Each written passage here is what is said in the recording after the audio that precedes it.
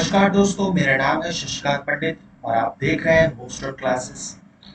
Weekly current affairs series में आपका स्वागत है। ये वीकली करंट अफेयर्स की सीरीज की थर्ड वीडियो है। इससे पहले दो वीडियोस मैंने अपलोड किए हैं। अगर आप नहीं देखे हैं तो वो देख लीजिए कमेंट सेक्शन के पिन कमेंट्स में, और साथ ही साथ डिस्क्रिप्शन बॉक्स में लिंक्स जो है फर्स्ट टू वीडियोस को अटैच्ड है।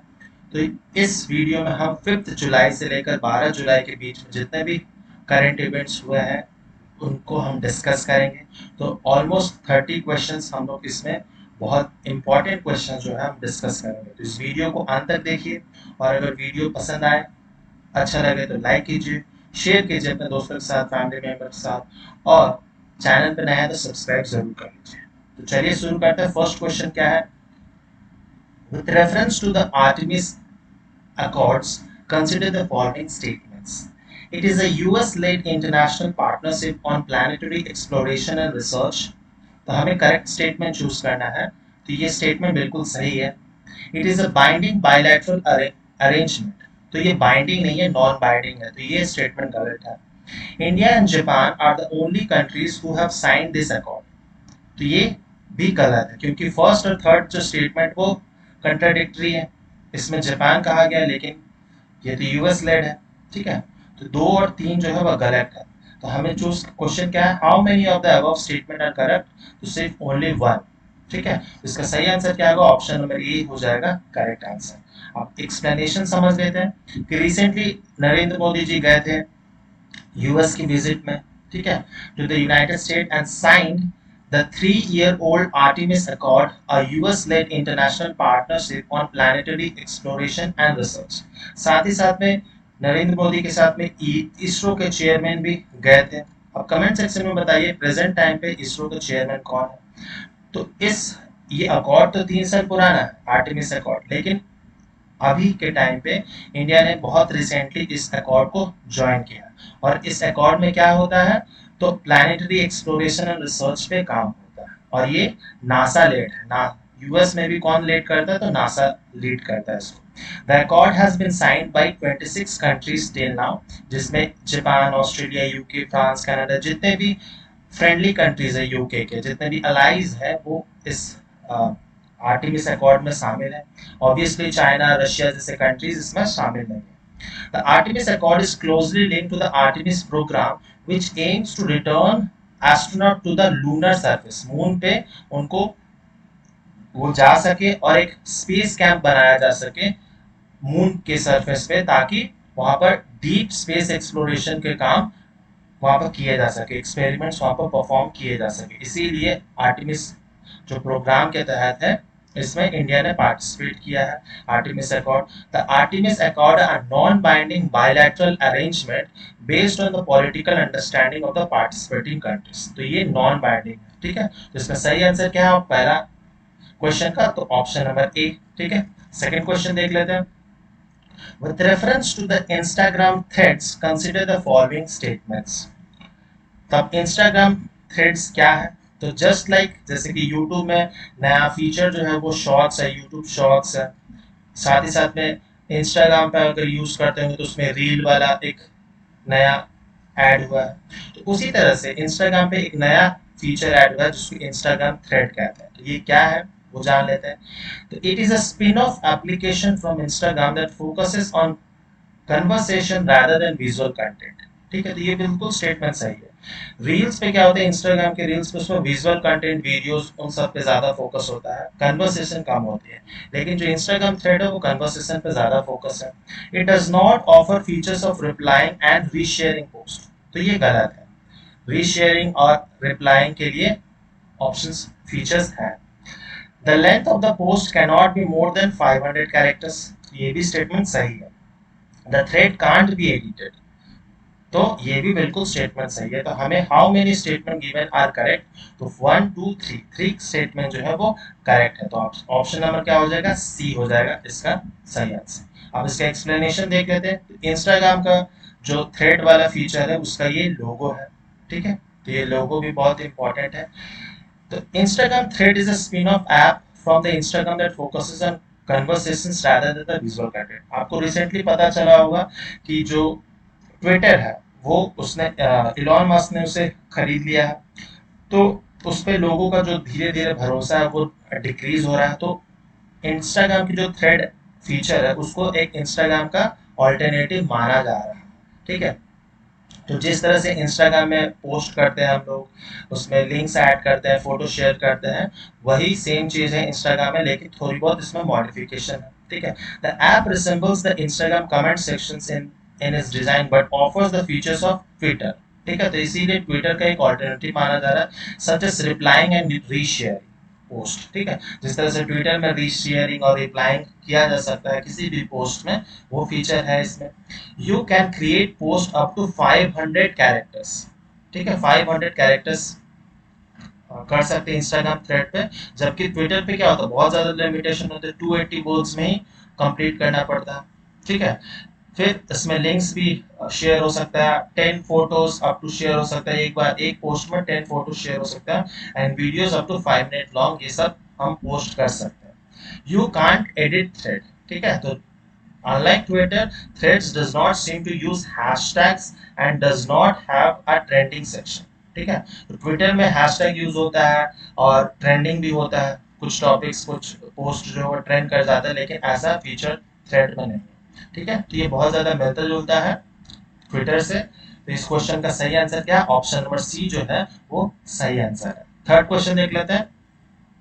Cluster munition was in the news recently. With reference to the cluster munition, consider the following statements. It is a bomb that opens in the air and releases smaller bomblets across a wide area.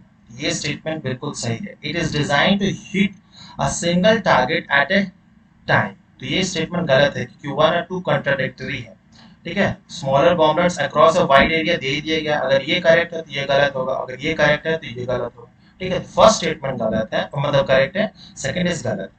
Which of the statement above are correct, ये बहुत ध्यान से पढ़ना पड़ता है, बहुत बार दिया रहता है नॉट करेक्ट, तो हमें करेक्ट चूज करना है। तो फर्स्ट जो है वो सही होगा, वन ओनली इज करेक्ट, ठीक है। तो ए जो हो जाएगा करेक्ट आंसर हो जाएगा। तो कुछ इस तरह से क्लस्टर म्यूनिशन जो है वो करता है। ये एक्चुअली में एक बॉम्ब टाइप है, इसमें बहुत सारे छोटे छोटे इसमें बॉम्ब्स अटैच्ड होते हैं, ठीक है। बॉम्बलेट्स जिसको बोला जाता है छोटे, फिर ये ओपन हो जाते हैं और ये वाइड एरिया पे, वाइड रेंजिंग जो पॉइंट्स होते हैं उस पर ये अटैक करता है, ठीक है। तो जो मिसाइल होता है या एक बॉम्ब होता है वो सिंगल पिन पॉइंट ऑब्जेक्ट पे अटैक करता है, लेकिन इसमें क्या होगा, क्लस्टर म्यूनिशन में बहुत जगह अटैक करता है, हर वाइड एरिया हो जाता है, ठीक है। तो United State has decided to send cluster munition to Ukraine. पता है आपको रशिया और यूक्रेन वॉर में तो यूरोपियन कंट्री साथ ही साथ में यूएसए बहुत ज्यादा मदद कर रहा है by providing arms and ammunition Ukraine को, ठीक है, to help its military push back Russian forces entrenched along the front lines. A cluster munition is a bomb that opens in the air and releases smaller bomblets across a wide area, and the bomblets are meant to destroy tanks, equipment, troops, while simultaneously striking several targets. इसमें multiple targets पे attack किया जा सकता है, ठीक है। ये बहुत ज़्यादा यूज होता है, जिस तरह से howitzer मिसाइल्स होता है, उसी तरह से इसका भी वही सेम प्रिंसिपल है। तो इसका सही आंसर है ऑप्शन नंबर ए। क्वेश्चन नंबर 4 देख लेते हैं। With reference to the data protection, consider the following statements. An estimated 137 out of 194 countries have still not put in place legislation to secure the protection of data and privacy, according to the United Nations Conference on Trade and Development. तो ये statement जो है हमें truth statement choose करना है, तो ये गलत है। The GDPR of US focuses on a comprehensive data protection law for processing of personal data. ये भी स्टेटमेंट जो है गलत है, क्योंकि जो GDPR जो पॉलिसी है वो यूएस की नहीं है, वो यूरोपियन यूनियन की है, ठीक है। तो दोनों ही स्टेटमेंट गलत है, तो आंसर क्या आ जाएगा, ऑप्शन नंबर डी जो है वो करेक्ट आंसर हो जाएगा, ठीक है। तो जो digital personal data protection act, जो जिसको हम लोग डीपीडीपी बिल भी बोलते हैं 2022 की, ये पिछले साल आई थी, ठीक है। इसको प्रस्ताव किया गया था और अब इस जो कमिंग मानसून सीजन है, मानसून सत्र है, उसमें इसको पास किया जाएगा, ये गवर्नमेंट का प्लान है। Nearly 6 years after the Supreme Court held privacy to be a fundamental right, तो प्राइवेसी जो है आर्टिकल 21 के तहत एक फंडामेंटल राइट है। तो और ये कौन से केस में था, तो वो था पुट्टास्वामी केस। पुट्टास्वामी केस जो 2017 में इसकी रूलिंग आई थी। The centre has made a second attempt to framing legislation for protection of data. ठीक है, क्योंकि अब बहुत चीज जो हो रहा है वो डिजिटली हो रही है, तो डिजिटल डेटा को प्रोटेक्ट करना बहुत ज्यादा जरूरी है। कि हम लोग जितना भी सोशल मीडिया पर प्लेटफॉर्म यूज कर रहे हैं, गूगल हो, फेसबुक हो या इंस्टाग्राम हो, ये सब जो है वो बाहर की कंपनी है, तो उसका जो डेटा स्टोर होता है वो भी बाहर की कंपनी बाहर में ही स्टोर होता है। तो इससे क्या हो रहा है, हमारा जो डेटा है वो बाहर कंट्री में स्टोर्ड है, उससे वो जो कंट्री है वो हमें मैनिपुलेट कर सकता है। ठीक है, उस डेटा से या मिसयूज कर सकते हैं उससे लिए। तो गवर्नमेंट का मेन मोटिव ये है कि जो भी डेटा है वो जिसकी भी है वो विद इन आवर कंट्री में ही रहे। ठीक है, तो मेन यही है। The Digital Personal Data Protection Bill 2022 is expected to be tabled in the Parliament's monsoon season. ठीक है, the bill once it becomes law will be crucial role in the India's trade negotiation with the other nations and especially regions like the European Union whose general data protection rules. तो ये European union के, US के नहीं है, are among the world's most exhaustive privacy policy. ठीक है, तो इसीलिए ये जो स्टेटमेंट है वो गलत है। ठीक है, the digital Personal Data Protection Bill 2022 is a crucial pillar for overarching framework of technology regulations the center is building, which also includes, तो इसी बिल में इसका सब जो पार्ट है वो है डिजिटल इंडिया बिल, जो कि माना जाता है successor of the information technology act.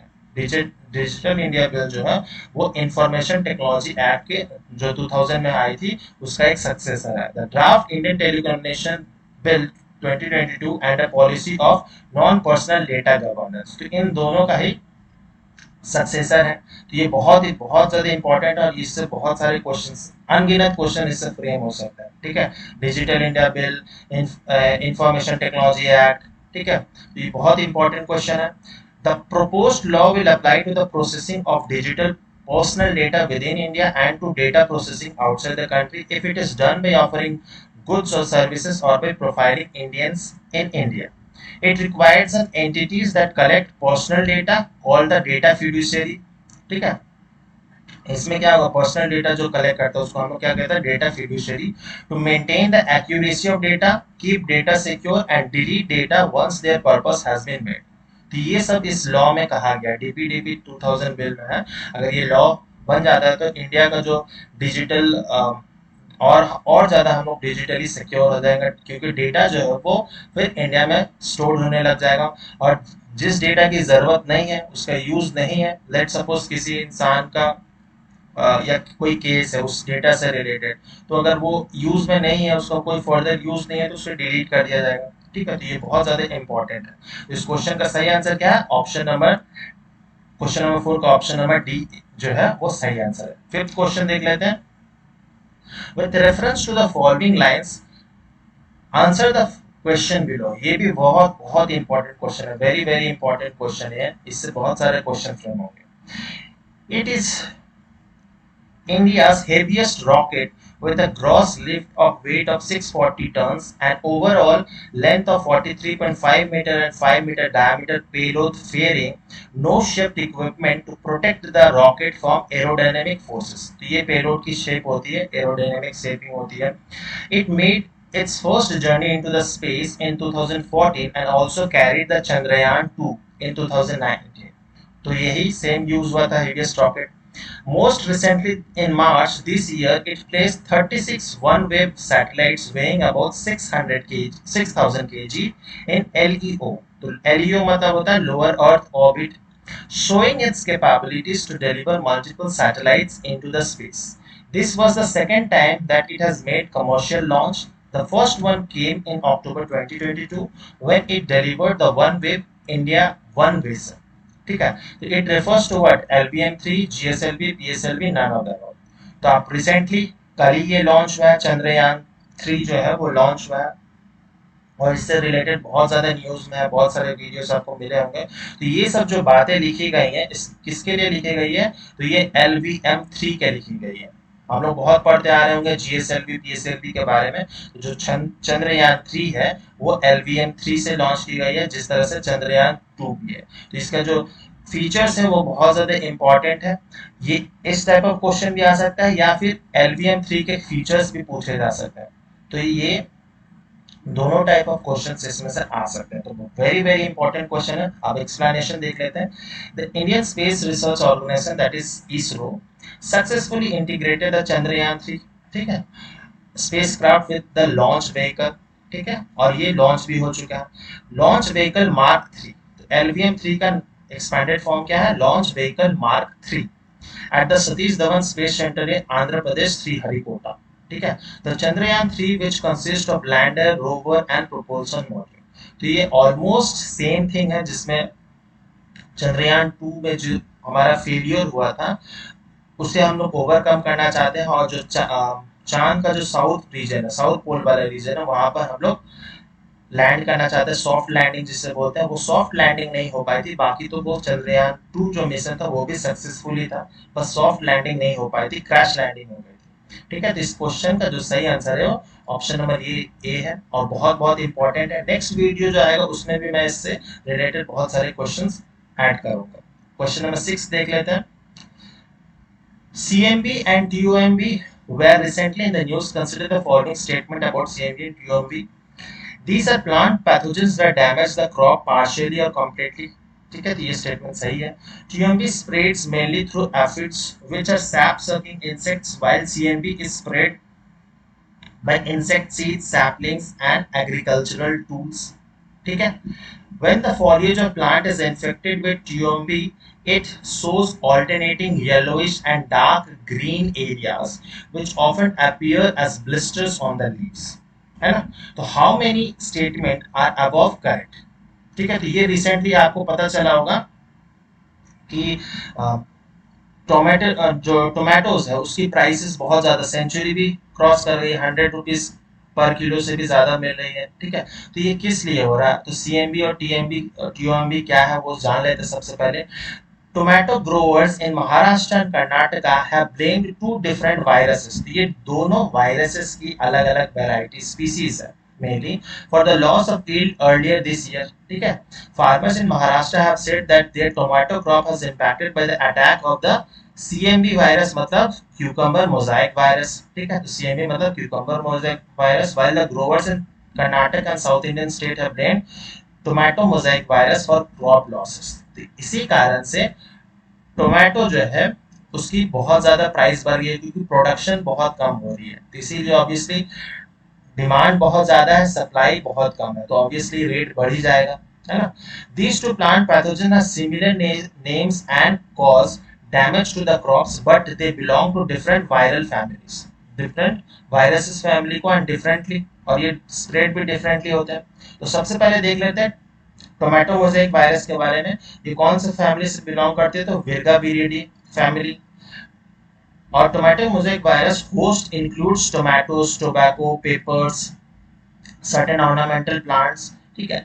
फिर TOMB spreads mainly through infected seeds, saplings and agricultural tools, ठीक है। तो ये इस तरह से जो स्प्रेड होता है वो infected seed, sapling, agricultural tool से भी स्प्रेड हो जाता है।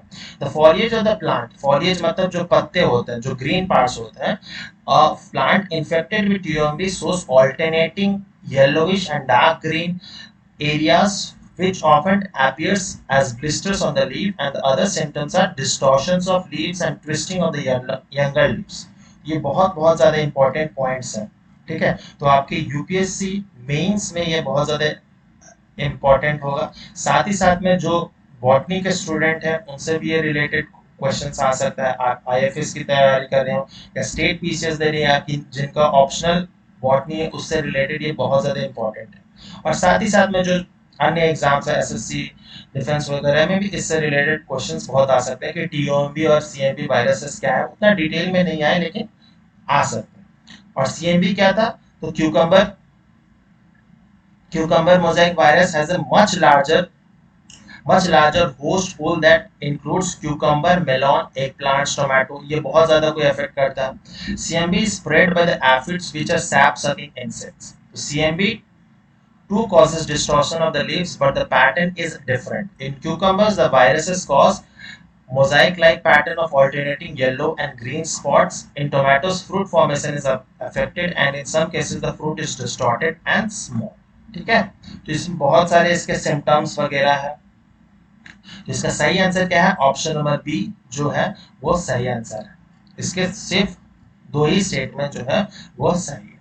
ठीक है, फिर क्वेश्चन नंबर 6 का आंसर सही है बी। क्वेश्चन नंबर सी देख लेते हैं। एम्बर ग्रीस, ये भी थोड़ा पुराना न्यूज है, लेकिन इससे बहुत सारे क्वेश्चंस अभी भी प्रेजेंट है और मतलब एग्जाम्स में पूछे जाते हैं। ये भी बहुत ज्यादा इंपॉर्टेंट क्वेश्चन है। Ambergris was recently in the news with reference to ambergris consider the following statement. ठीक है, it is a waxy substance that originate from the digestive system of protected sperm whales. तो ये statement जो है वो बिल्कुल सही है। जो स्पर्म वेल्स होती है, मछलियां जो होती है, उससे होती है। तो ये एक्चुअली वेल्स जो है वो क्या मछली है? नहीं, वो मैमल्स हैं। ठीक है, तो वो फिशेस में नहीं आते, वो मैमल्स हैं। ठीक है, तो ये स्पर्म वेल जो है उसका ये एक तरह का बाई प्रोडक्ट है, जिसको मेनली उसको वोमिट कहा जाता है। उल्टी जो होती है स्पर्म वेल्स की, ये एम्बर ग्रीस जो है वो एक टाइप ऑफ वोमिटिंग सब्सटेंसेस है जो वो अपने बॉडी से रिलीज करता है। It is a rare substance which contribute to its high demand and high price in the international market. तो ये भी बिल्कुल सही स्टेटमेंट है। It is used to produce perfumes, ये भी स्टेटमेंट सही है। In India possession and trade of ambergris is allowed as per the Drugs Cosmetic Acts of 1940। तो ये बिल्कुल स्टेटमेंट गलत है। ठीक है, हाउ मेनी स्टेटमेंट गिवन है करेक्ट? तो 3 जो है, और क्वेश्चन नंबर सी जो है, सॉरी ऑप्शन नंबर सी जो है वो सही आंसर है। अब एम्बरग्रीस जो है वो फोटो मैंने अटैच की हुई है। ठीक है, तो ग्रेइश कलर की ऑलमोस्ट होती है। ठीक है, तो अब एक्सप्लेनेशन देख लीजिए।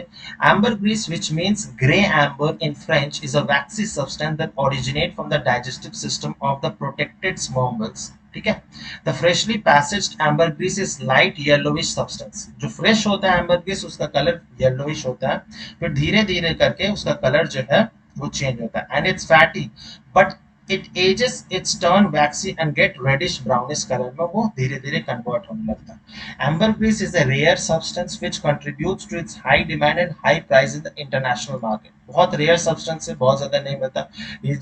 बहुत वो करोड़ों में ये बिकता है, तो बहुत ज्यादा इसका यूज होता है। Traditionally it is used to produce perfumes, perfume industry में बहुत ज्यादा यूज है।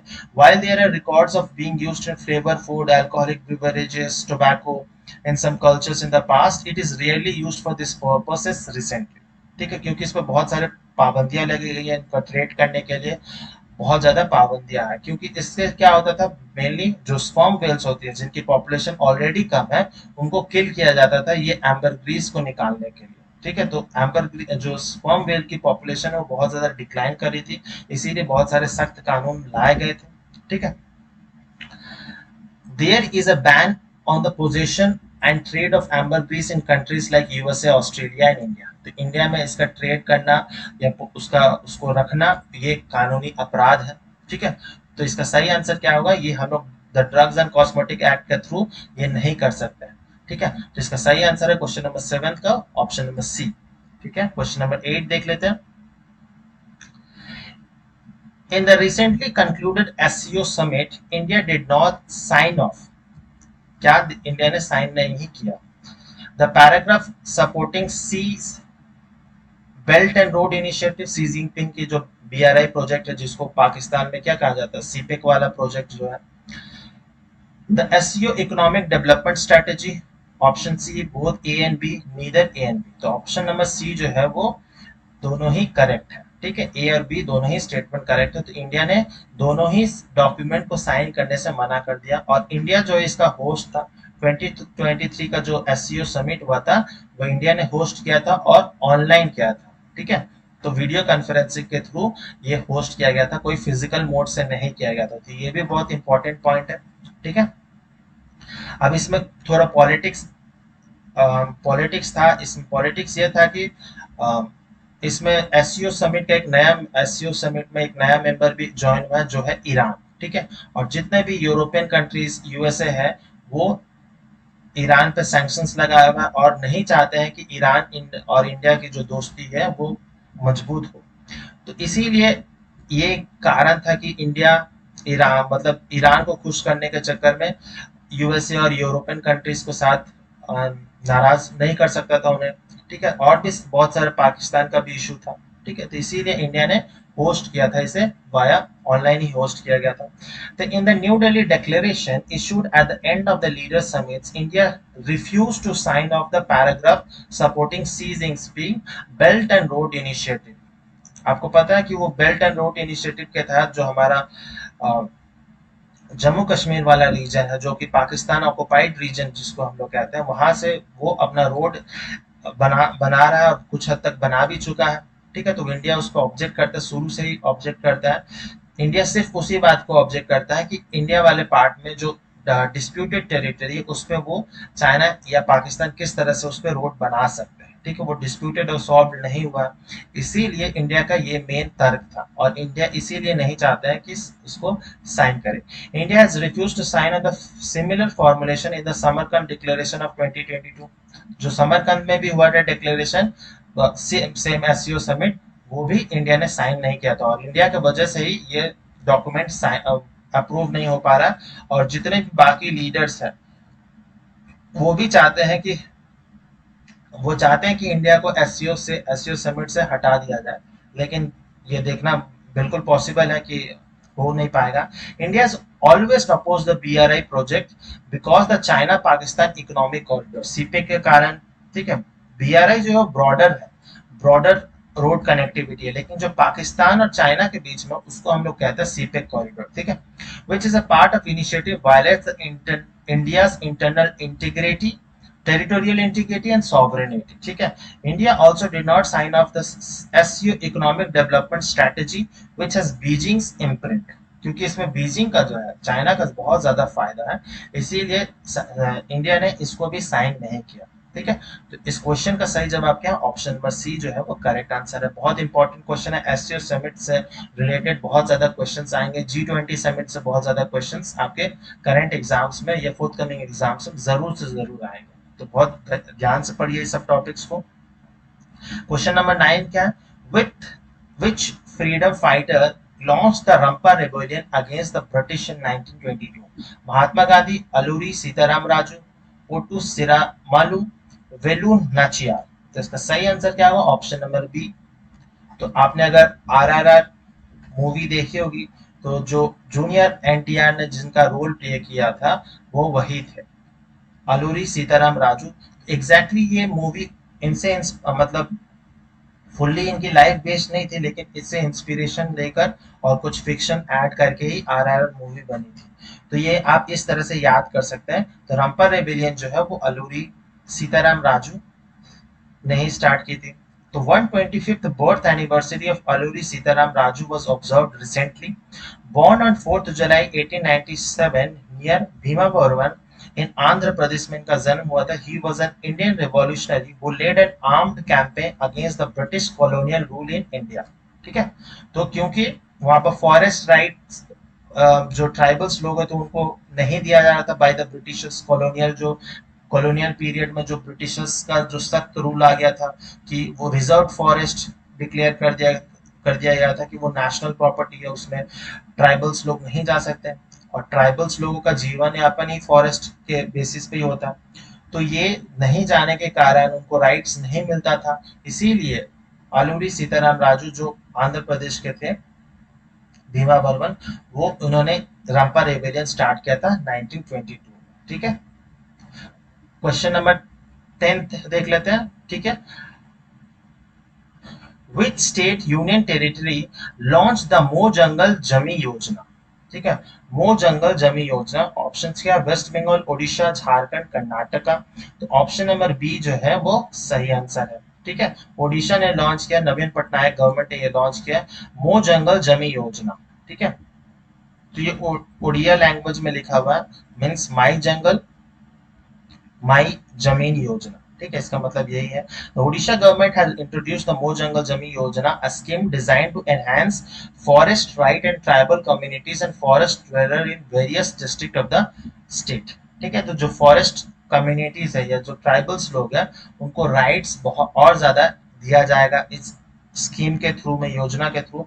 This initiative will work with the conjunction of the scheduled tribes and other traditional forest dweller या recognition of forest right act of 2006 commonly known as FR. ठीक है, तो इस योजना के तहत जो है जो जंगल या आदिवासी लोग जो है उनको बहुत ज्यादा सपोर्ट मिलेगा। ठीक है, जो माइनर फॉरेस्ट प्रोड्यूस होता है वो उनको कलेक्ट करने के लिए और मिलेगा। तो ये पूरे ओडिशा में नहीं है लेकिन कुछ डिस्ट्रिक्ट में है।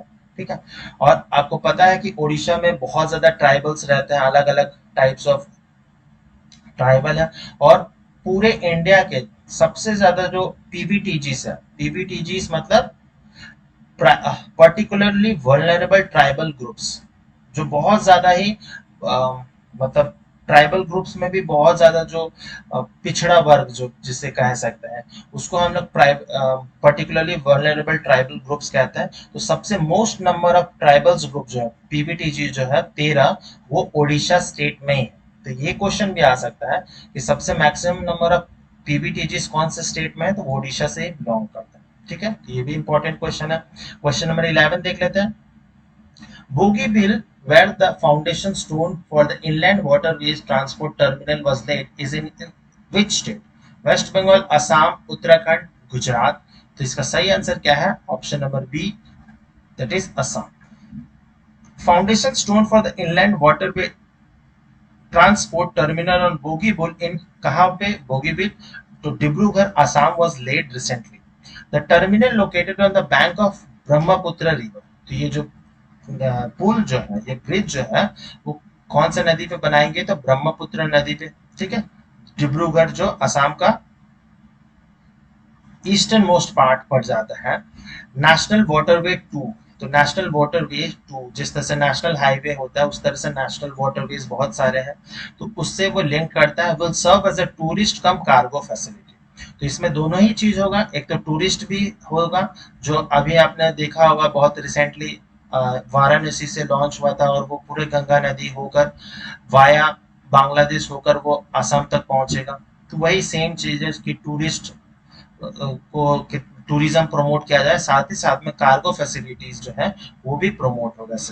ट्रेड भी होगा, टूरिज्म भी होगा, तो बहुत अच्छा होगा पूरे असम के लिए, और साथ ही साथ में जो उसका रूट है उनके लिए भी बहुत ज्यादा हेल्पफुल रहेगा। तो उसका सही आंसर है option number B. Question number 12 देख लेते हैं। Which institution release the World Investment Report 2023? तो ऑप्शन है यूएनसीटीएडी, यूएनडीपी, एफएओ, यूएनएप। तो इसका सही आंसर क्या है? ऑप्शन नंबर ए जो है यूएनसीटीएडी, इसका सही आंसर हो जाएगा। तो World Investment Report, according to the World Investment Report 2023 कौन पब्लिश करता है? तो United Nation Conference on trade and Development. तो यूनाइटेड नेशन की एक सबऑर्डिनेट ऑर्गेनाइजेशन है, conference on trade and development. The total amount of foreign direct investment in developing Asian countries stayed at US dollar 662 billion in 2022। ठीक है, तो जितना भी Asian countries में, डेवलपिंग एशियन कंट्रीज है जैसे इंडिया, बांग्लादेश, म्यांमार, ये सब जितना भी है वो डेवलपिंग कंट्रीज है। तो उसमें फॉरेन डायरेक्ट इन्वेस्टमेंट कितना था ईयर 2022 में? तो 662 बिलियन डॉलर्स था, यूएस डॉलर्स था। और 2023 में भी इसका जो फॉरेन डायरेक्ट इन्वेस्टमेंट उसमें ज्यादा कुछ चेंजेस नहीं है, ऑलमोस्ट वही सेम थिंग है। This shows no significant change compared to the previous year. This figure, although representing approximately half of the worldwide inflows, remain constant। ठीक है, तो कोई ज्यादा चेंजेस हुआ नहीं है, वो उतना ही है। तो इंपॉर्टेंट है कि कौन पब्लिश करता है? तो United Nation Conference on trade and development. ठीक है, वर्ल्ड इन्वेस्टमेंट रिपोर्ट। ठीक है, क्वेश्चन नंबर 13 देख लेते हैं। Which union ministry launched the scheme for the expansion and modernization of fire services in the states? Ministry of Home Affairs, Ministry of Defense, Ministry of Youth and Sports, Ministry of Family and Health Affairs। तो इसका सही answer क्या होगा? Option number ए जो है ministry of Home affairs. तो जो अमित शाह जी के अंडर है वही ये स्कीम लॉन्च किया, scheme for expansion of modernisation of fire services. आपको पता चला होगा कुछ हफ्ते पहले जब मुखर्जी नगर के कोचिंग इंस्टीट्यूट में आग लग गई थी, ठीक है। और बहुत जगह ऐसा होता है कि फायर सिक्योरिटी मेजर्स होते नहीं है, जो फायर ब्रिगेड्स की टीम होती है वो रेडी नहीं होती, इंफ्रास्ट्रक्चर उतना नहीं होता, फायर हम लोग प्रिपेयर्डनेस नहीं करते, अवेयरनेस नहीं लाते हैं। तो ये सब जो ये स्कीम जो है expansion and modernisation of fire services, ये इसी के पे काम करेगी। तो Ministry of Home Affairs have initiated the scheme for fire expansion and modernisation of fire services in the state. Total budget कितना है स्कीम का? तो 5000 crore. A sum of 500 crores for overall budget has been allocated to incentivize the states based on their implementation of legal and infrastructure related reforms। ठीक है, तो incentivise करेगी, कितना करेगी गवर्नमेंट? तो 500 करोड़ करेगी फ्रॉम द ओवरऑल बजट। जो स्टेट बहुत ज्यादा अच्छा काम कर रही है इम्प्लीमेंटेशन एंड लीगल इंफ्रास्ट्रक्चर में, उनको वो इंसेंटिवाइज करेगी। और टोटल बजट कितना है स्कीम का? तो 5000 करोड़। और कौन ये लॉन्च कर रहा है? तो मिनिस्ट्री ऑफ होम अफेयर्स। तो बहुत इंपॉर्टेंट क्वेश्चन है। क्वेश्चन नंबर 14 देख लेते हैं। As per the recent report, how many children and adolescents lost their lives due to infectious disease annually? तो कितने ऐसे बच्चे हैं, बच्चे और साथ ही साथ में एडोलेसेंट जो टीनेजर्स हैं, उनकी कितनी डेथ होती है due to infectious disease annually पूरे साल में? 3 मिलियन, 5 मिलियन, 10 मिलियन, 15 मिलियन। तो आंसर क्या होगा? ऑप्शन नंबर ए जो है 3 मिलियन जो है उसका सही आंसर होगा। As per the recent study published in the Lancet journal, और लैंसेट जर्नल जो बहुत बहुत बहुत इंपॉर्टेंट जर्नल है मेडिकल फील्ड में, ये बहुत इंपॉर्टेंट जर्नल है। जैसे और भी जर्नल्स का आपने नाम सुने होंगे, तो जैसे नेचर हो गया, नेचर, साइंस, ये सब जो जर्नल्स है बहुत हाईली reputed journals है। तो it is revealed that the approximately 3 million children and adolescents lost their lives due to infectious disease annually। ठीक है, this figure is equivalent to one death occurring every 10 seconds। तो हर 10 second में जो death होती है वो इक्विवेलेंट होती है ड्यू टू इन्फेक्शियस डिजीज। और सबसे ज्यादा कौन प्रभावित है, कहाँ से सबसे ज्यादा मॉर्टिलिटी होती है? तो इंडिया, नाइजीरिया, पाकिस्तान, जो साउथ एशियन कंट्रीज और अफ्रीकन कंट्रीज है, सबसे ज्यादा डेथ होती है टीनेजर्स की या बच्चों की, इन्फेंट्स की सबसे ज्यादा ऐसे ही कंट्री से होती है। तो आंसर क्या हो जाएगा? ऑप्शन नंबर ए। क्वेश्चन नंबर 15 देख लेते हैं। When was the Prohibition of Employment as Manual Scavengers and their Rehabilitation Act enacted in India? तो ये भले ही ये एक्ट पुराना है, लेकिन कभी कभी क्वेश्चंस आ जाते हैं पुराने क्वेश्चन से भी। तो कब ये लाया गया था? 2014, 15, 10, 13। तो इसका सही आंसर क्या होगा? ऑप्शन नंबर डी जो है करेक्ट आ जाएगा। The Prohibition of Employment as Manual Scavengers and their Rehabilitation Act 2013 में लॉन्च हुआ था, मतलब ये बिल पास हुआ था। तो ये क्या कहता है मैनुअल स्कैवेंजर? कि पहले क्या होता था, जैसे कि कोई गटर साफ करना हो या ड्रेन साफ करना हो, चोक हो गया हो, तो उसमें क्या होता है मैनुअली जो स्केवेंजर्स होते हैं, मेनली जो सफाई कर्मचारी होते हैं, वो उसके गंदे नाले के अंदर या सीवर लाइन के अंदर घुसकर उसे साफ करते हैं खुद अपने बेयर हैंड से। तो उनसे क्या होता है बहुत बार, क्योंकि जो सीवर लाइंस होती है उसमें बहुत ज्यादा हार्मफुल गैस क्रिएट हो जाते हैं, sulphur dioxide, nitrogen dioxide, methane, ऐसे बहुत सारे गैस बन जाते हैं। तो जिनके कारण जो मैनुअल स्कैवेंजर्स होती है उनकी डेथ हो जाती है। ठीक है, तो ये हार्मफुल गैसेस के कारण, तो इसीलिए ये प्रोहिबिट होता है, ये प्रोहिबिटेड है कि अगर ऐसा कोई किसी को फोर्सफुली करा रहा है तो उसको भी दंड मिलेगा और जो कर रहा है उसे भी दंड मिलेगा। ठीक है, तो ऐसा करना नहीं चाहिए मैनुअल स्कैवेंजर। अब जो स्कैवेंजिंग का वाला काम हो मेनली मशीन्स करते हैं। ठीक है, मशीन्स, रोबोट्स यूज होता है इसके लिए। और ऐसे न्यूज जो है, भले ही ये लॉ आ चुका है, लेकिन आपको रिसेंटली बहुत सारे ऐसे न्यूज मिले होंगे जहां पर डेथ हो गई हो मैनुअल स्कैवेंजर्स की। ठीक है, was enacted to eradicate manual scavenging in all its form and ensure the holistic rehabilitation of the individual। ठीक है, बहुत सारे सीरियस केसेस हो जाते हैं, बहुत लोग नहीं भी मरते हैं, तो बहुत ऐसा इश्यूज हो जाता है, लाइफ टाइम थ्रेटन करता है, आइडेंटिफाइड एज मैनुअल स्कैवेंजर्स। ठीक है, recently the 8th meeting of Central Monitoring Committee was held at Dr. Ambedkar International Center में इसकी 8th मीटिंग हुई थी to assess the implementation of act। कि क्या इम्प्रूवमेंट हुआ है और क्या क्या इम्प्रूवमेंट किया जा सकता है, ठीक है, कितने क्या क्या लूप होल्स है। तो इस मीटिंग में बस यही डिस्कस की गई थी, तो ठीक है, इसी रेस्पेक्ट से मैंने ये क्वेश्चन को फ्रेम किया है। क्वेश्चन नंबर 16 देख लेते हैं।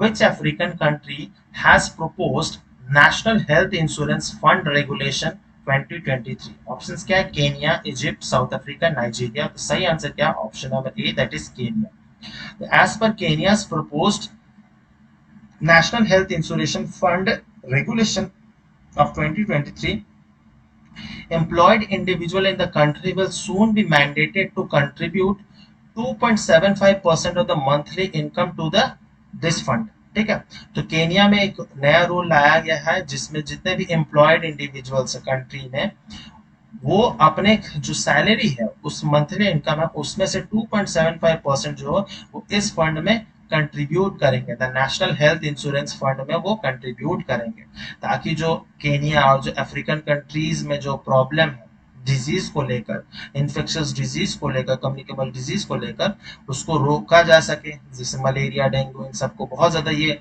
एंडेमिक्स countries होते हैं। The NHIF was chosen by the government as the key executor of UHC due to extensive experience in health insurance and existing infrastructure। ठीक है, क्योंकि हेल्थ इंश्योरेंस वहां पर बहुत ज्यादा, और जो हेल्थ इंफ्रास्ट्रक्चर है हेल्थ पे वो बहुत ज्यादा कम है, और गवर्नमेंट के पास इतना फंड नहीं है, तो जो एम्प्लॉयड है जिनके पास सर्टेन लेवल ऑफ अर्निंग है वो उनके मंथली इनकम से 2.75% जो है वो पैसा डिडक्ट होगा और इस फंड में चला जाएगा। ठीक है, तो इंटरनेशनल रिलेशन से ये क्वेश्चन मैंने फ्रेम किए। क्वेश्चन नंबर 17 देख लेते हैं। Which country has reached US $3 billion stand by arrangement with IMF? और ऑप्शन क्या है? Afghanistan, Pakistan, Iran, Thailand. इसका सही आंसर क्या है? पाकिस्तान। ठीक है, और पाकिस्तान जो है आपको पता है इकोनॉमिक क्राइसिस चली है, उनके पास फॉरेक्स रिजर्व्स कुछ भी नहीं बचे हैं, तो उनको फॉरेक्स उनको चाहिए था, पैसा चाहिए था। तो ये है एशिया का सबसे बड़े बेगर। तो मैं बेगर क्यों कह रहा हूँ? तो ये सूट बूट पहन के ये भीख मांगने गए हैं, किनके पास थे? IMF के हेड के पास से। ठीक है, और मैंने एक रिसेंटली यूट्यूब शॉर्ट्स पे एक वीडियो अपलोड की थी कि कौन कौन से ऐसे कंट्रीज हैं जो सबसे ज्यादा लोन्स ले चुके हैं बाय IMF। अगर आप वो नहीं देखें तो देख लीजिए, उसका भी लिंक जो है वो डिस्क्रिप्शन बॉक्स में अटैच्ड होगा। ठीक है, तो क्योंकि इकोनॉमिक कंडीशन जो है वो पाकिस्तान की सही नहीं है, तो ऑलमोस्ट पाकिस्तान जो है 10.4 यूएस बिलियन डॉलर जो है वो IMF से लोन ले चुका है। ठीक है, और 10.4 डॉलर जो बिलियन डॉलर है वो मुझे नहीं लगता कि वो पाकिस्तान कभी चुका पाएगा। ठीक है, तो ये एशिया का सबसे बड़ा डिबेटर है टू द IMF। ठीक है, तो अगर ये ऐसा भी क्वेश्चन आता है who is the Asia's biggest debtor to the IMF, तो इसका सही आंसर होगा पाकिस्तान। तो सबसे एशियन कंट्रीज में सबसे ज्यादा जो पैसा लिया है बाई फ्रॉम द IMF वो है पाकिस्तान। तो कितना लिया है? तो 10.4 बिलियन यूएस डॉलर्स। ठीक है, तो रिसेंटली उनको कितना लोन में कितना मिला? $3 बिलियन स्टैंड बाय अरेंजमेंट मिला है by the IMF। The arrangement pending approval of the IMF board in mid July provides temporary relief to the Pakistan and it grapples the severe balance of payment crisis and declining forex exchange reserve. और इनके पास forex exchange reserve भी कुछ 1 करोड़ मतलब $1 billion से भी बहुत कम रह गए हैं। ठीक है, तो इसीलिए उनको बहुत जरूरत है। ऐसा नहीं है कि पाकिस्तान के पास पैसा नहीं है, लेकिन इसमें करप्शन इतने हैं कि क्या क्या आ जाए। तो इसका सही आंसर ऑप्शन नंबर बी, ये भी इंटरनेशनल रिलेशन से क्वेश्चन था। Which city is the host of United Nation high level political framework forum?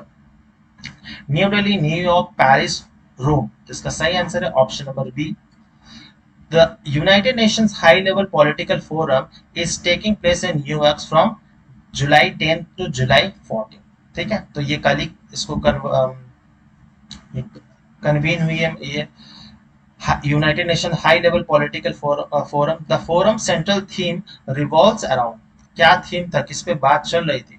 The accelerating the recovery from the covid pandemic and comprehensive implementation of the 2030 agenda of sustainable development at all levels.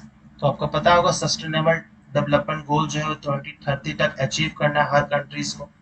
तो उस पे बात की गई थी, और जो और किस तरह से आफ्टर कोविड-19 पैंडेमिक जो है वो ऑलमोस्ट हर कंट्री से हट गई है, क्लियर हो गई है, तो उससे कैसे रिकवर किया जा सके, वो इसी टॉपिक पे इस पे बात चल रही थी। तो इसका कहाँ हुआ था मीटिंग? तो न्यूयॉर्क यूएसए में हुआ था। तो इस क्वेश्चन का सही जवाब option number B. Question number 19 देख लेते हैं। Which city hosted the startup 20 Shikhar summit? Mumbai, Varanasi, Gandhinagar, Gurugram. तो इसका सही आंसर है डी, गुरुग्राम, हरियाणा में जो है। तो ये G20 की मीटिंग से रिलेटेड है। The startup 20 Shikhar summit organized by the startup 20 engagement groups under the India G20 presidency concluded recently in the Gurugram. तो रिसेंटली इंडिया जो है प्रेसिडेंट है G20 का, आपको पता है। तो जितने भी मीटिंग है टूरिज्म से लेकर फाइनेंस से लेकर वो सब ऐसे मीटिंग्स चल रही है। The Saudi Arabia was the first country to endorse and support the Startup 20 call to allocate ambitious sum of $1 trillion per annum, 1 trillion per annum into the startup ecosystem by 2030। ठीक है, तो सबसे Saudi Arab जो है वो बहुत ज्यादा invest कर रहा है ये स्टार्टअप 2020 पे, और उसको पता भी है सऊदी अरेबिया को कि इंडिया में कितना स्टार्टअप ग्रो कर रहा है। ठीक है, तो इस पे इन्वेस्टमेंट करना उनके लिए ही फायदा है, और साथ ही साथ इंडिया जैसे कंट्री, डेवलपिंग कंट्रीज के लिए भी फायदा। इसका सही आंसर क्या हो जाएगा? ऑप्शन नंबर डी जो है वो स्टार्टअप 20 शिखर समिट गुरुग्राम में हुआ था। क्वेश्चन नंबर 20 देख लेते हैं। Jens Stoltenberg has been elected as the head of which grouping for the third time in the row? ASEAN, BIMSTEC, NATO, G7। तो इसका सही आंसर क्या हो जाएगा? Option number C, NATO, that is North Atlantic Treaty Organization. तो ये इसके secretary general है, मतलब ये हेड है। तो ये बहुत सालों से ये इस नाटो के हेड है। Will head the NATO for the another year after his contract was extended against, and Mr. Stoltenberg's time as a general secretary was due to October में वो उनका खत्म होने वाला था, while his term was already been extended 3 times। तो ये Norway से बिलोंग करते हैं Stoltenberg, and was a economist and former prime minister भी थे नॉर्वे के। And the announcement comes a week before the next NATO summit Vilnius, जो Lithuania में। तो लिथुआनिया एक बाल्टिक कंट्री है और वो विलिनस में इसकी नाटो की समिट होने वाली है। ठीक है, तो आपको कमेंट सेक्शन में बताना है कि रिसेंटली नाटो का जो मोस्ट न्यू मेंबर कौन सा, सबसे नया मेंबर कौन सा है। एक स्कैंडिनेवियन कंट्री है, बहुत रिसेंटली वो नाटो को ज्वाइन किया है। तो आपको कमेंट में लिखना है कि कौन वो कंट्री जो है नाटो को रिसेंटली ज्वाइन किया। ठीक है, क्वेश्चन नंबर 20 का आंसर है ऑप्शन नंबर सी। 21 देख लेते हैं। Which country is organizing the UNSC's first ever meeting on threats of artificial intelligence? India, Australia, UK, Germany. इसका सही आंसर क्या होगा? Option number C, that is UK. तो यूएनएससी मतलब यूनाइटेड नेशन सिक्योरिटी काउंसिल। इसमें पता है कि 5 जो है परमानेंट मेंबर्स है और 10 जो होते हैं नॉन परमानेंट मेंबर्स होते हैं, जिसमें 5 परमानेंट कौन कौन सा है? तो यूएसए, यूके, रशिया, चाइना और फ्रांस। ठीक है, तो फ्रांस, यूएसए, यूके, रशिया और चाइना। ठीक है, तो जितने भी नॉर्दर्न हेमिस्फीयर वाले कंट्रीज हैं सब इसमें इंक्लूडेड। सदर्न हेमिस्फीयर से कोई भी कंट्री बिलोंग नहीं करता है परमानेंट 5 में, और जो 10 नॉन परमानेंट मेंबर्स है वो चेंज होते रहते हैं हर साल। The UN Security Council, which hold a first ever meeting on the threats of artificial intelligence on July 18 को ये held होगा। The meeting organized by the United Kingdom ने इसको organize किया है to see global leaders discussing the potential threat of artificial intelligence to international peace and security। तो artificial intelligence peace and security के लिए कैसा मतलब थ्रेट कॉज कर सकता है, उसी पे ये बहस होगी। This meeting has been presented as a centre piece by the UK presidency to the of the council. ठीक है, तो अभी रिसेंट जो प्रेसिडेंट है इस काउंसिल का वो यूनाइटेड किंगडम है। ठीक है, तो हर बार प्रेसिडेंसी इसका चेंज होते रहता है। तो आर्टिफिशियल इंटेलिजेंस के आपको पता है बहुत सारे हार्मफुल इम्पैक्ट है, जैसे कि अनएम्प्लॉयमेंट बढ़ सकता है, कॉस्ट ऑफ लिविंग बहुत ज़्यादा बढ़ जाएगी। ठीक है, अनएम्प्लॉयमेंट बढ़ेगा तो उसके बहुत सारे रिपरकशंस हो सकते हैं। ठीक है, तो ऑब्वियसली कुछ बेनिफिट जरूर है लेकिन नुकसान बहुत ज़्यादा है। ठीक है, तो इंडिया जैसे कंट्री में आर्टिफिशियल इंटेलिजेंस मतलब नुकसान ज़्यादा है, क्योंकि इंडिया का पॉपुलेशन बहुत ज़्यादा है। ठीक है, तो जो छोटे कंट्रीज है जिन पे पॉपुलेशन नहीं है, जिनका डिक्लाइन हो रहा है, उनकी कंट्रीज में सही है, लेकिन इंडिया जैसे कंट्री में ये फ्रूटफुल नहीं रहेगा। तो इसका सही आंसर है option number C, that is UK. Question number 22 देख लेते हैं। Zanzibar, where the first IIT global campus is to be set up, is located in which country? Egypt, Tanzania, Kenya, South Africa। तो सही answer क्या होगा? Option number B, Tanzania. बहुत ही खूबसूरत सा देश है अफ्रीका में। इसका सही आंसर क्या है? Option number B. A memorandum of understanding was signed for the establishment of an Indian Institute of Technology Madras campus in Zanzibar, Tanzania। तो एक आईआईटी मद्रास का एक कैंपस जो है वो आउटसाइड इंडिया में बना मतलब होल्ड मतलब कि बनाया गया है, और वहाँ पे क्लासेस भी बहुत जल्दी शुरू हो जाएंगे। तो वो कहाँ बनाया गया है? तो जांजीबार, जो कि तंजानिया में एक आइलैंड है। तो this is the first IIT campus ever to be established outside India. ठीक है, तो ये भी बहुत इंपॉर्टेंट है, पहला आईआईटी का एक कैंपस है जो आउटसाइड इंडिया में बना है, तो वो है जांजीबार, तंजानिया में। Zanzibar in Tanzania archipelago off the coast of East Africa में ये पड़ता है। ठीक है, तो जब जयशंकर साहब गए थे तब ये ऑर्गेनाइज हुआ था, इनॉग्रेशन किया गया था। और उसी के साथ साथ बहुत सारे और भी यूनाइटेड अरब इमिरेट्स है, वहां पे भी आईआईटी का कैंपस बनेगा। धीरे धीरे बहुत सारे अलग अलग कंट्रीज में आईआईटी के कैंपसेस खुलेंगे। तो सबसे पहला जो खुला है वो जांजीबार, तंजानिया में खुला है। क्वेश्चन नंबर 23 देख लेते हैं। Which city is host of the meeting of space economic leaders under the India's G20 presidency? Option क्या है? बेंगलुरु, चेन्नई, पुणे, मैसूर। इसका सही आंसर है ऑप्शन नंबर ए जो है वो सही आंसर है। Under India's presidency of the Group of 20, the fourth edition of the Space Economy Leaders Meeting is scheduled to be held in Bengaluru। और इसका थीम क्या है? Towards a new space era। और era का full form क्या है? Economy, Responsibility and Alliance is chosen in the line with India's G20 summit। तो ये G20 summit के थीम से बहुत मैच करता है। ठीक है, तो theme of one earth, one space and one future. तो जो G20 की जो थीम है उससे उससे बहुत ज्यादा ये मैच करता है। ठीक है, तो इस क्वेश्चन का सही जवाब है ऑप्शन नंबर ए, बेंगलुरु।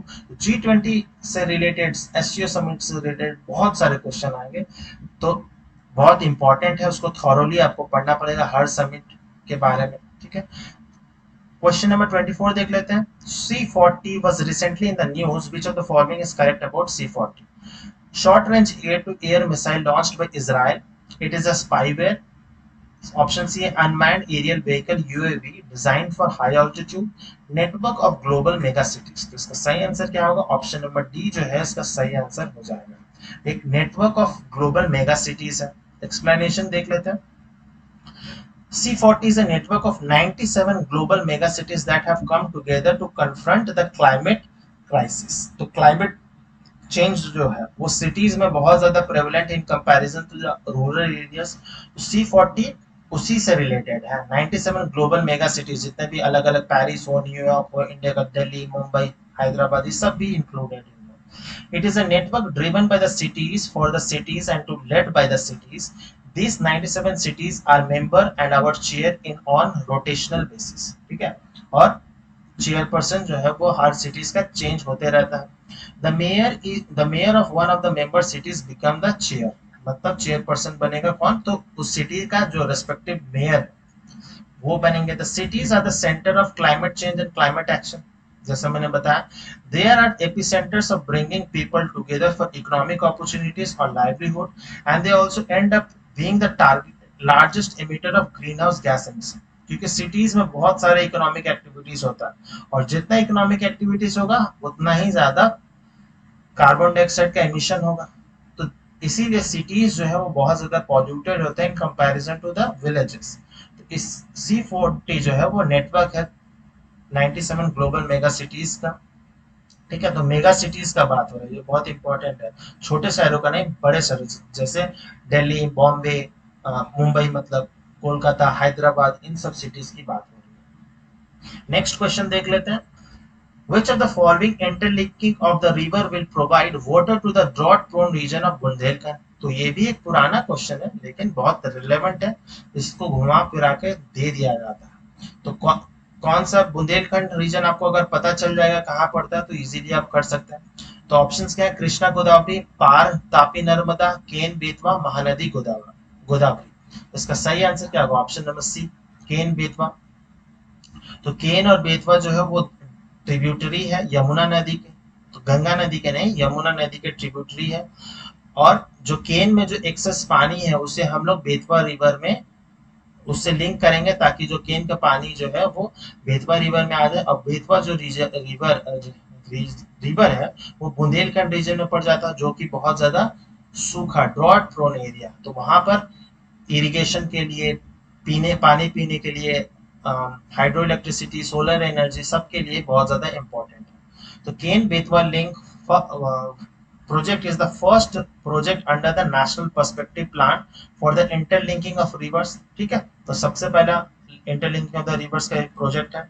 इसके तहत ही पार तापी नर्मदा पे भी काम चल रहा है। तो पहला जो है वो केन बेतवा, ठीक है।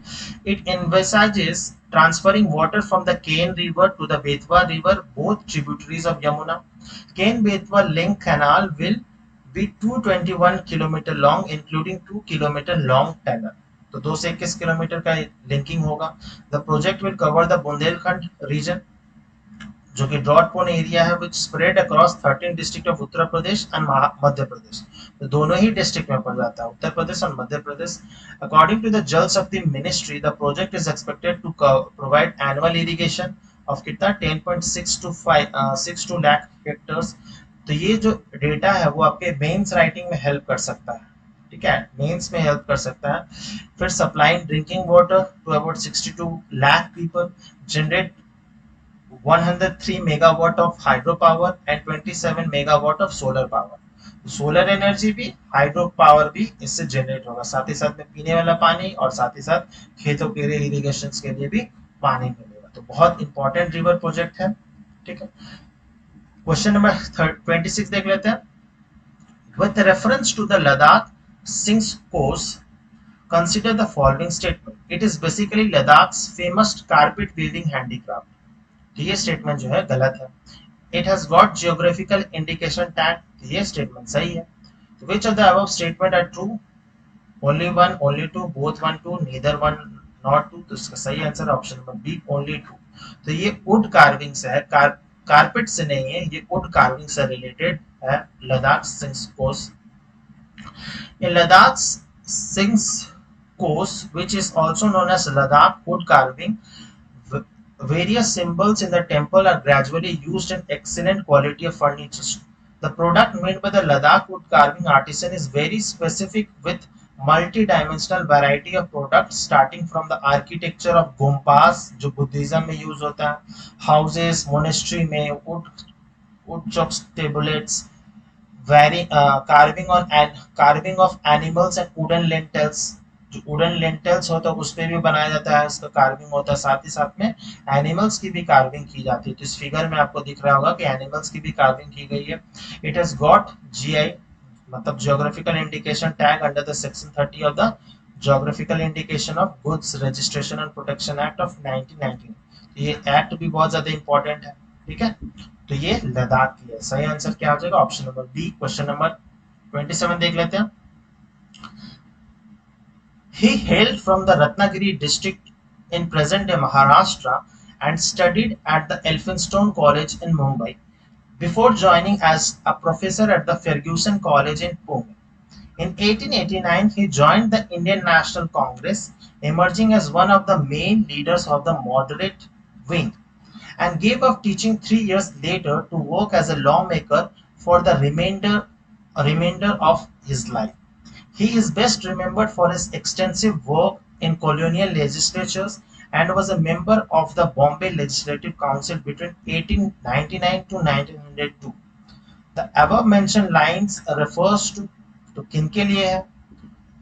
तो ऑब्वियसली महाराष्ट्र से बिलोंग करते हैं, तो आपको याद करने होंगे, जैसे बाल गंगाधर तिलक, ज्योतिबा फुले, गोपाल कृष्ण गोखले, इन सब लीडर्स के बारे में आपको ख्याल आ रहा होगा। तो इनमें से सही आंसर क्या होगा?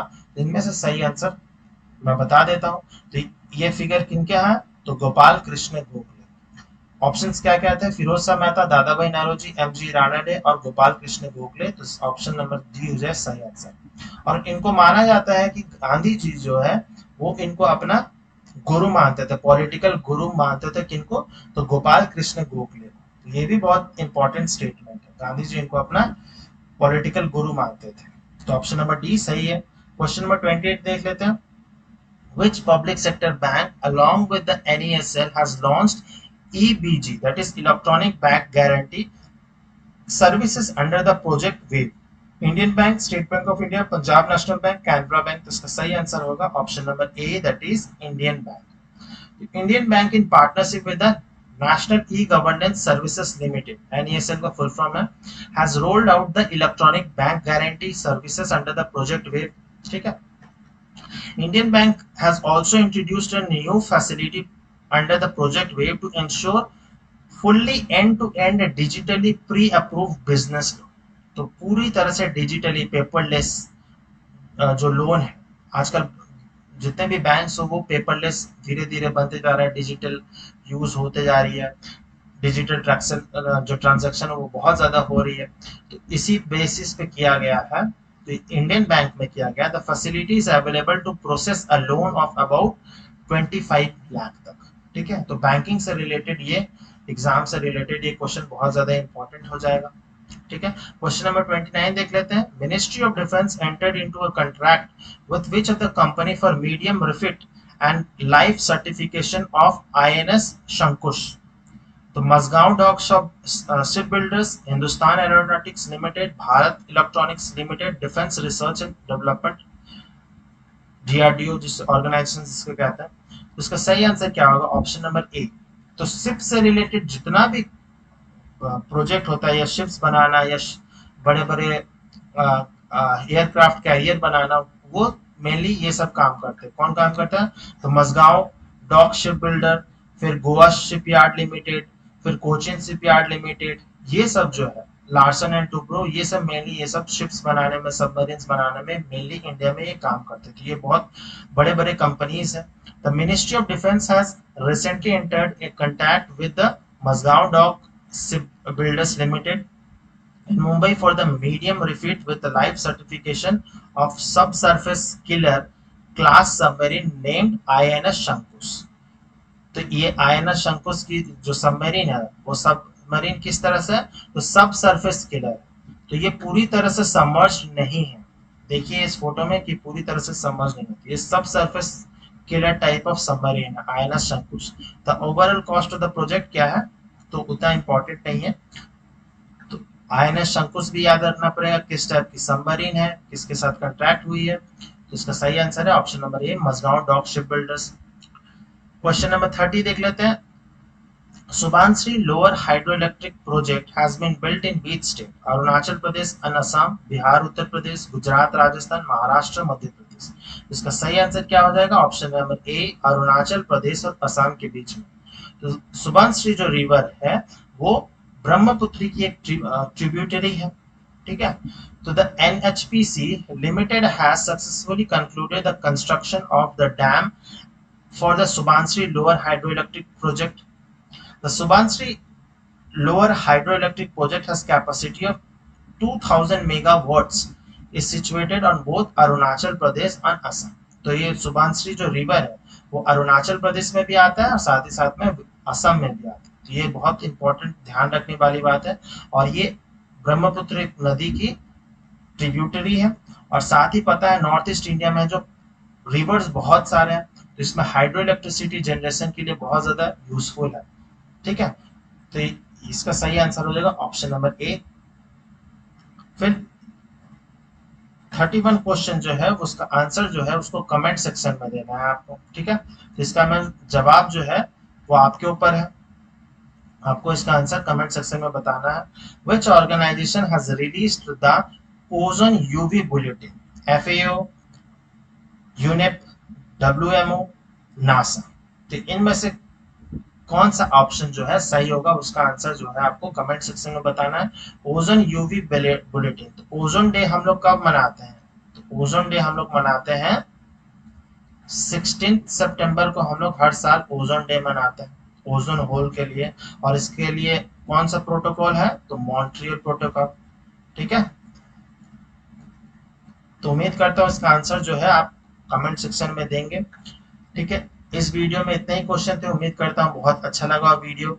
अगर अच्छा लगा तो लाइक कीजिए, कमेंट कीजिए कैसा लगा है, या कुछ आपको डाउट्स है तो आप कमेंट बॉक्स में पूछ सकते हैं। शेयर कीजिए अपने दोस्तों के साथ, कलीग्स के साथ में, और चैनल पर सब्सक्राइब नहीं किए तो सब्सक्राइब कर लीजिए। और अगर आप मुझसे कांटेक्ट करना चाहें तो इंस्टाग्राम पे फॉलो कर सकते हैं या कांटेक्ट कर सकते हैं। मिलते हैं नेक्स्ट वीडियो में। टिल देन बाय बाय, जय हिंद।